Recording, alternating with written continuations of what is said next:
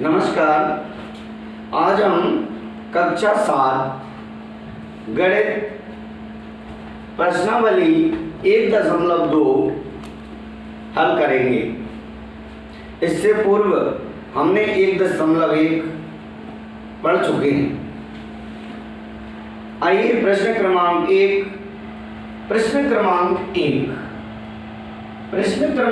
1 को समझने से पहले हम थोड़ी सी नज़र डाल लें। किस पर? हम थोड़ी सी नज़र डाल लेते हैं। 3 नियम हैं हमारे पास, यहाँ मैं बताता हूँ आपको। एक है क्रम विनिमय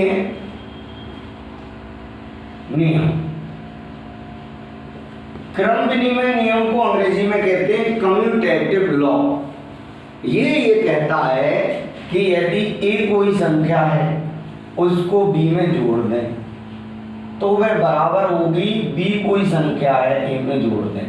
इसका मतलब यह है कि चाहे तो a को b में जोड़ दो और चाहे तो b को a में जोड़ दो, दोनों के मान कैसे आएंगे? हमेशा बराबर आएंगे। इसी प्रकार साहचर्य के नियम होते हैं। साहचर्य नियम, ये नियम कहते हैं 3 संख्याएं हैं वह इस प्रकार जोड़ी जाएं, a प्लस और b प्लस c। पहले b प्लस c को जोड़ दिया और फिर a को जोड़ दिया, वह बराबर होंगी a plus b plus c, इसके बराबर होंगी। ये साहचर्य में योग का नियम है। इसी के आगे एक और आपको समझना जरूरी है, योज्य तत्समक। ध्यान देना, योग तत्समक, इसको हम योग समझेंगे। योग का तत्समक ये होता है a प्लस 0 बराबर 0 प्लस a बराबर a। कोई भी संख्या में यदि हम 0 को जोड़ दें या कोई भी संख्या में 0 को जोड़ दे या किसी भी संख्या को 0 में जोड़ दे तब हमें आंसर के रूप में वह संख्या ही प्राप्त होती है। ये होता है योग का तत्समक। अब हम एक और बात यहाँ बताते हैं, गुणन का तत्समक भी होता है। गुणन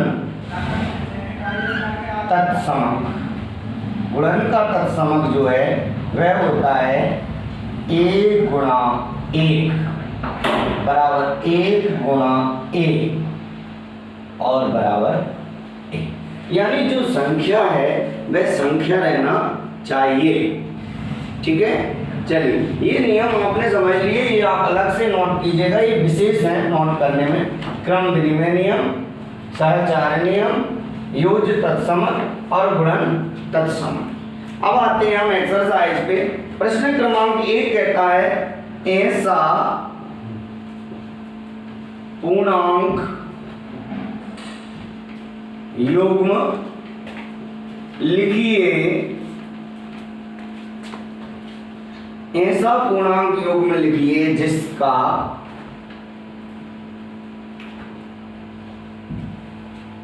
क्वेश्चन नंबर ए है योग -7 है, योग -7 है।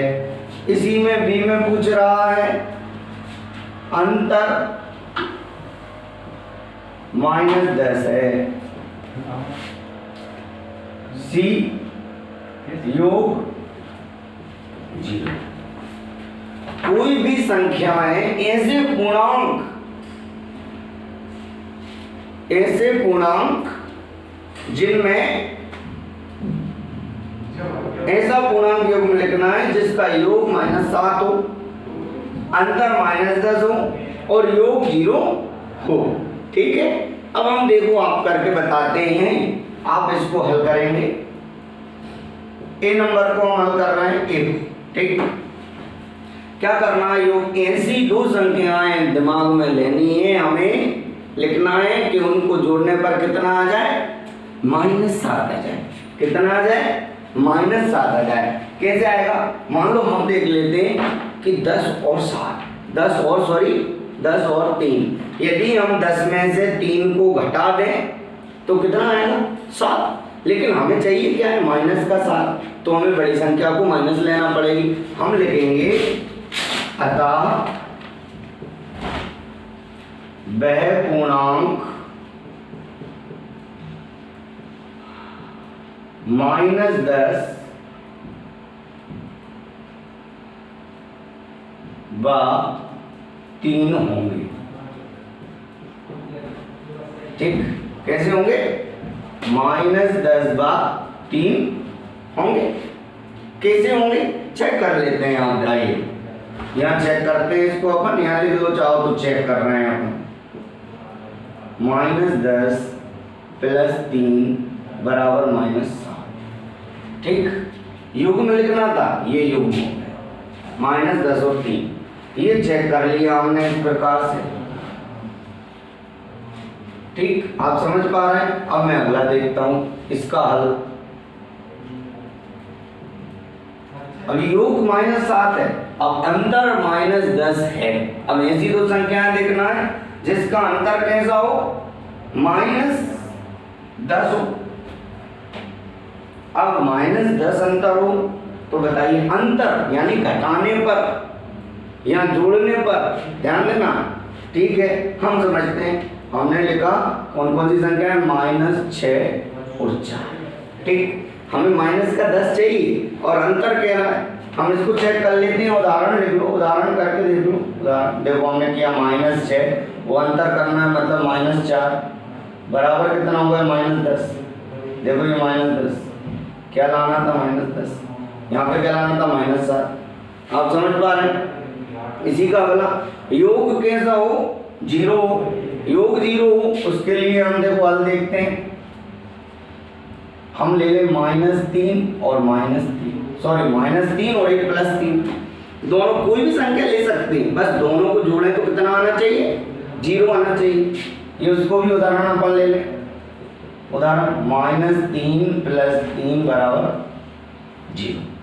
इस प्रकार हमारा पहला प्रश्न हल हुआ। आप इसको नोट कर लें, आपने नोट कर लिया होगा। ठीक है, अब हम प्रश्न क्रमांक 2 पर चलते हैं।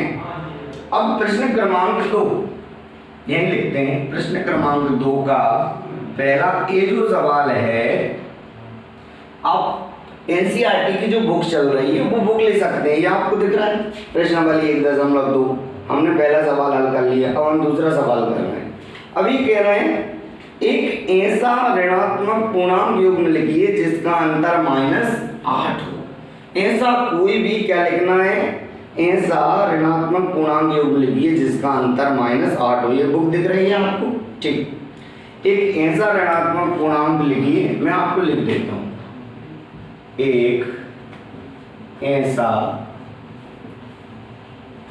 ऋणात्मक पूर्णांक जिसका योग जिसका अंतर ऋणात्मक पूर्णांक युग्म लिखना, ऋणात्मक पूर्णांक युग्म जिसका अंतर 8 है। जिसका अंतर क्या है 8 है। अब ऐसा ऋणात्मक पूर्णांक यानी ऋणात्मक पूर्णांक हो और अंतर 8 आना चाहिए।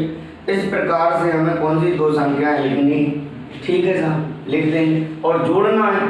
और क्या करना है, जिनका योग और जिनका अंतर कितना आ जाए 8 आ जाए। ठीक है, अब हमने इसको हल किया, हमने दो संख्याएं ले ली। क्या ले ली, एक -10 ले लिया और एक -2 ले लिया।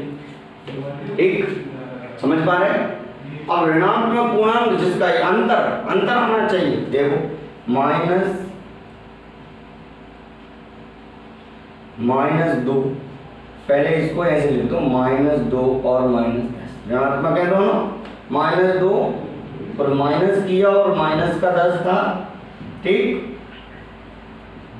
-2 माइनस और माइनस हो गए प्लस 10 बराबर कितने हो गए 8 आ गया। ए नंबर पे एक ऐसा ऋणात्मक पूर्णांक जिसका अंतर 8 है, आपने नोट कर लिया। अब हम इसका बी नंबर का क्वेश्चन पे चर्चा करेंगे। इसको रब कर दें, ठीक है, इसको रब कर देते हैं। क्वेश्चन नंबर 2 करते हैं सेकंड का हल।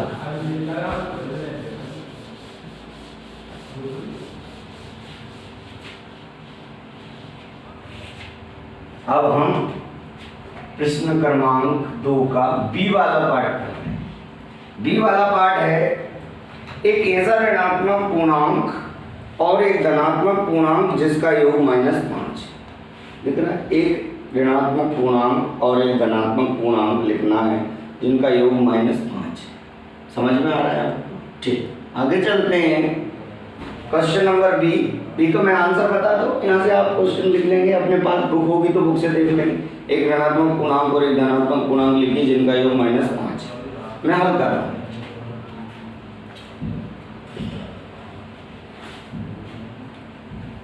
हमने देखा एक ऋणात्मक पूर्णांक और एक धनात्मक पूर्णांक। एक ऋणात्मक पूर्णांक और एक धनात्मक पूर्णांक हमारा लेंगे हम -6 और 1। एक ऋणात्मक पूर्णांक है, एक धनात्मक पूर्णांक है। आप समझ पा रहे हैं? ठीक, अब हमें क्या करना है, युग्म लिखना है जिनका अंतर 8 हो। जिनका अंतर कितना होना चाहिए? 8 होना चाहिए। ठीक है, हम आगे देखते हैं।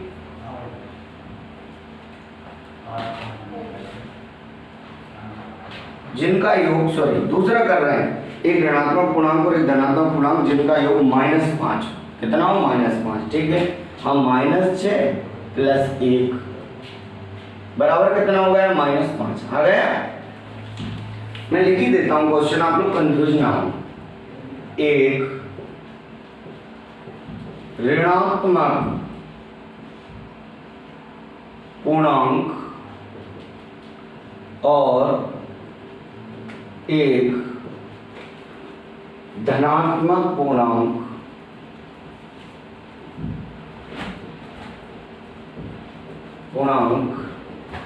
लिखिए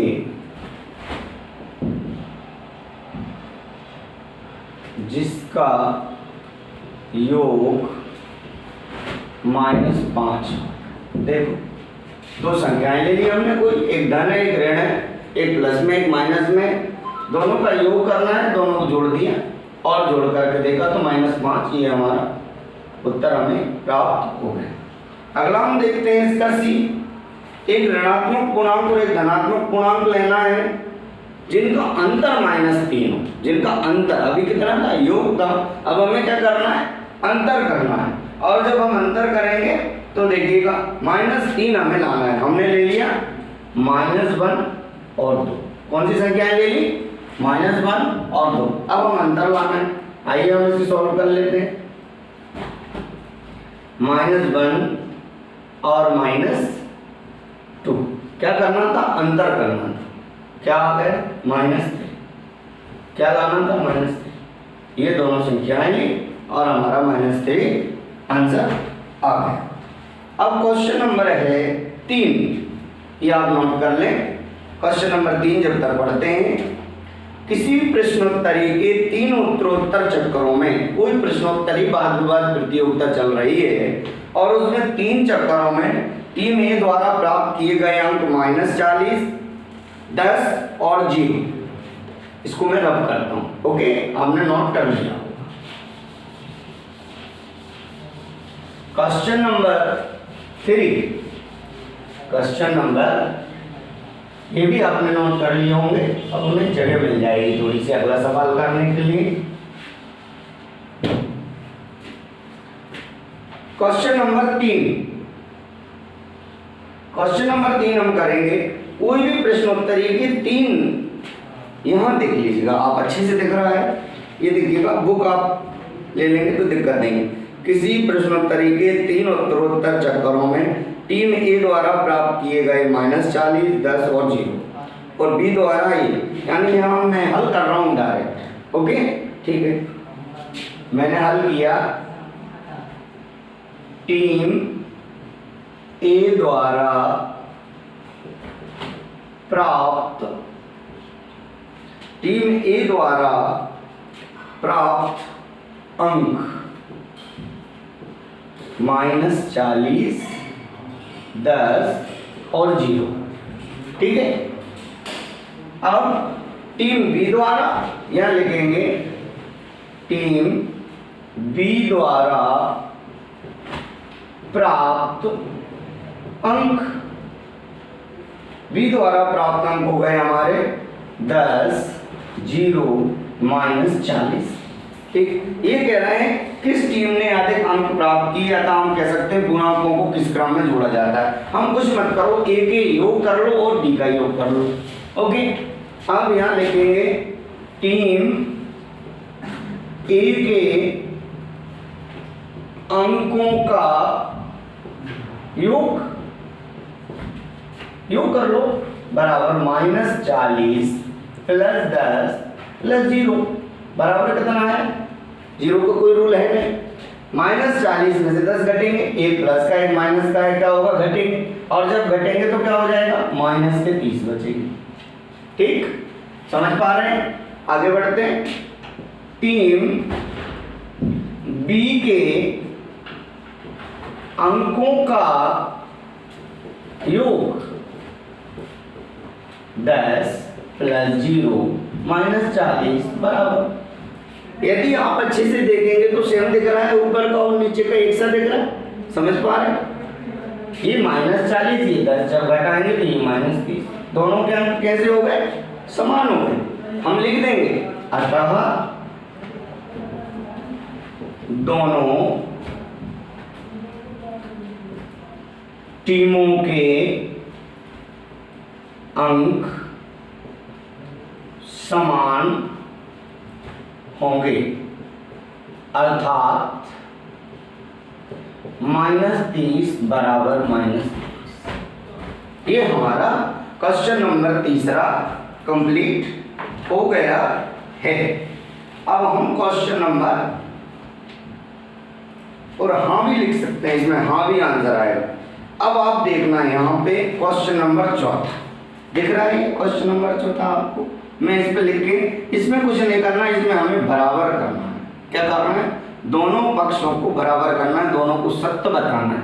ठीक है, दोनों को सत्य बताते हैं। देखिएगा, आपने ये नोट कर लिया, आप नोट कर लीजिएगा। अब मैं इसको रफ करूंगा। ठीक है, चलिए।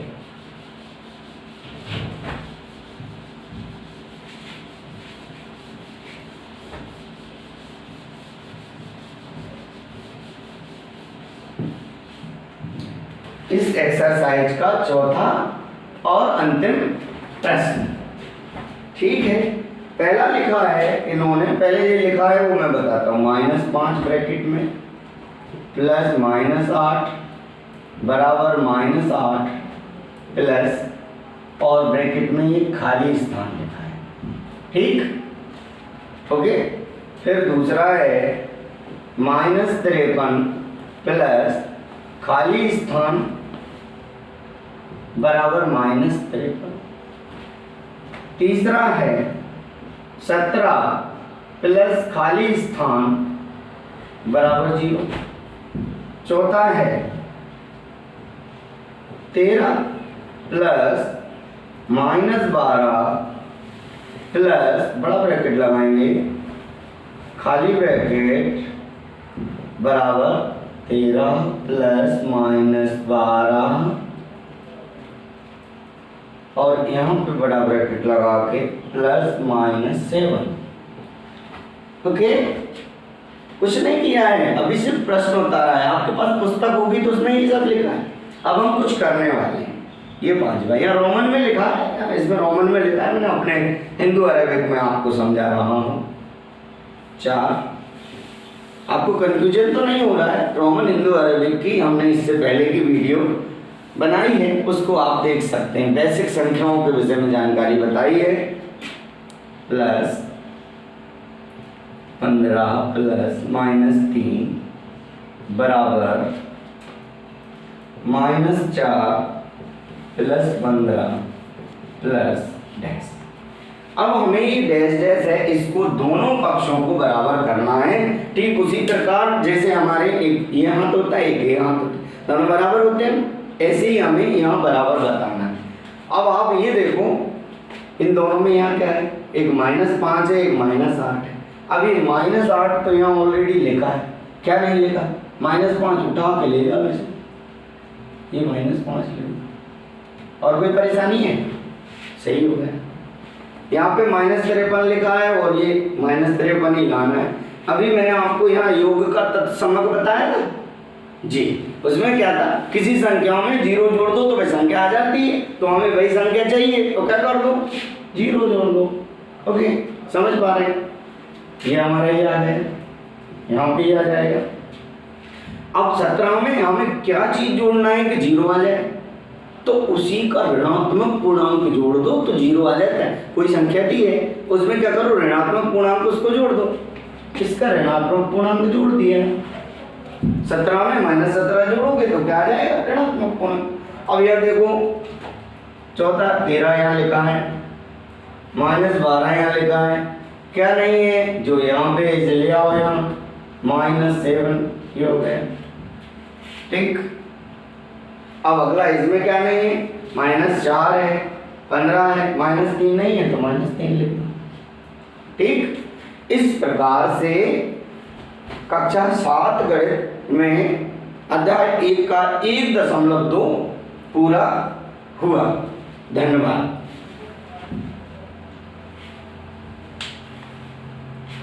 आप नोट कर लें इसको और मैं ये मिटा देता हूँ, ये आपको नोट करने में दिक्कत हो रही होगी, ये सिर्फ समझाने के लिए मैंने आपको बताया था।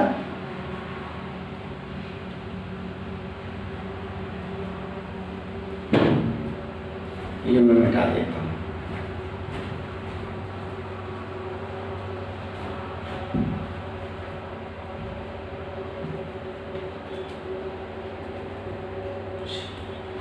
अब आप इसको नोट कर लीजिए। Okay, thank you.